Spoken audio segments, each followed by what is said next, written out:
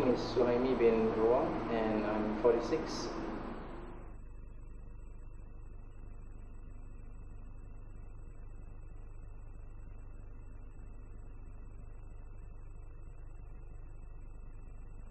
I'm visually handicapped since I was 4. It's more of an accident, actually, through a knife, which actually struck, kind of slightly slashed my right eye.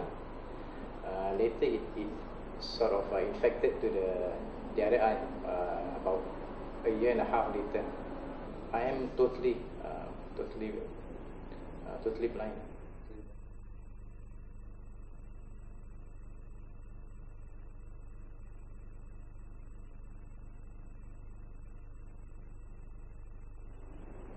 How much do I use sound now?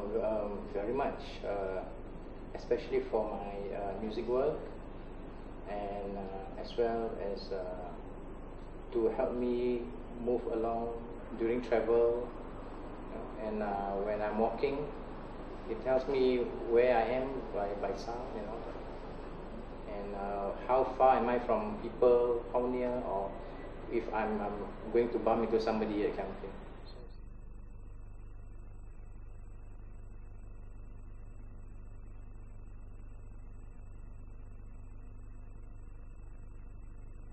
If I'm alone and if I'm using a white stick, then the sound, we sometimes in certain area where we don't have guides like pavement, that kind of thing. Sometimes in open space, especially in MRT area, we have to tap our cane.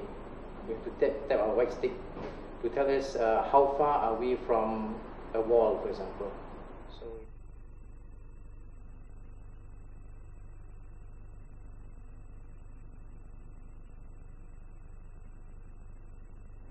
As soon as I get down from the lift, on the ground floor there is a nursery school.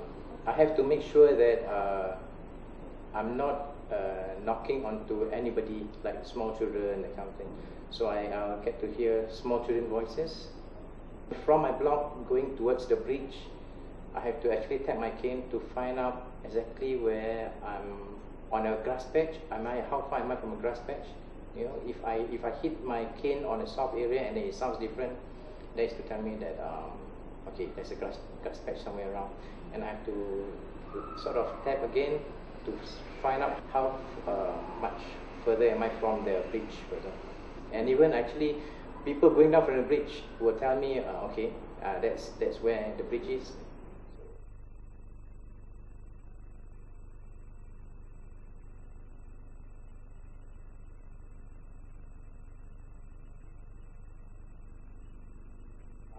Familiar sounds, footsteps going down the stairs, and sometimes bicycles and the bells.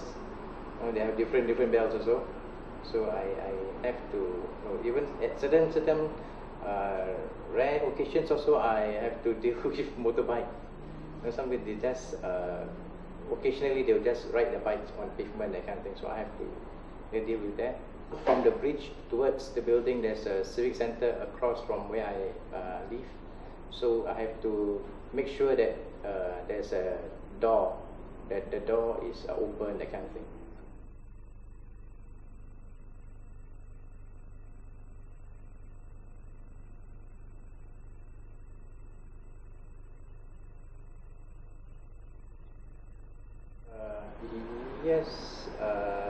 Yes and no, I would say, because through the years we will get to accustom ourselves. We get used to the sounds. You see, the very obvious example is the buses. See, the engines have changed. Actually from in the 70s, the sound of the engine has changed from now. And the position of the engine tells you where the door is. Last time we listened to the engine, we know the engine is in the front, so that's where the driver is, but now the engine is behind. So we have to make sure that the door is actually ahead from where the engine is. It tells us where the bus, which part of the bus are we in. See? With the MRT, it makes a lot of change. For example, we normally base on curbs. On pavement they have sights, so we use that as a guide. But when it comes to the MRT, the first thing that we have to do, we have a lot of escalators, you know, escalators here, escalators there. So, and the position and the lift. Now, for example, now the most obvious one is the lift. Even if they have lift, honestly, I don't want to take a lift because it's not easy to find the door for us, because it's an open space. See, then it's not that easy. So it's better to find. You know, we follow by mainstream also. You know, for example, if more people taking the escalator, you can hear footsteps leading to the escalator than leading to the lift. So why take the lift when you know that's the way people go? That's the way you just take the escalator. I don't have the experience, but personally, I know of a couple of friends we were in like late 70s. In, let's say they are staying in kampongs, in village. He was using. We have the sound of frogs. Let's say even if you have roads, pavement leading to your house, there are different frogs on the left and right. So you place on the, as long as you're between the two frogs, you're on the right. You know what I mean? So that kind of thing. So we have frogs on the left, frogs on the left. So make sure you're on both between the two frogs. It's like a stereo effect, you know, that kind of thing. It does work, but I've never encountered that. But you know, from my experience, yes. Maybe like crickets, we don't get to hear crickets anymore. You know, like we listen to crickets and okay, at least I know that's where the grass patch is. But now that you hardly hear crickets, that kind of thing. So these are the various things that we listen for.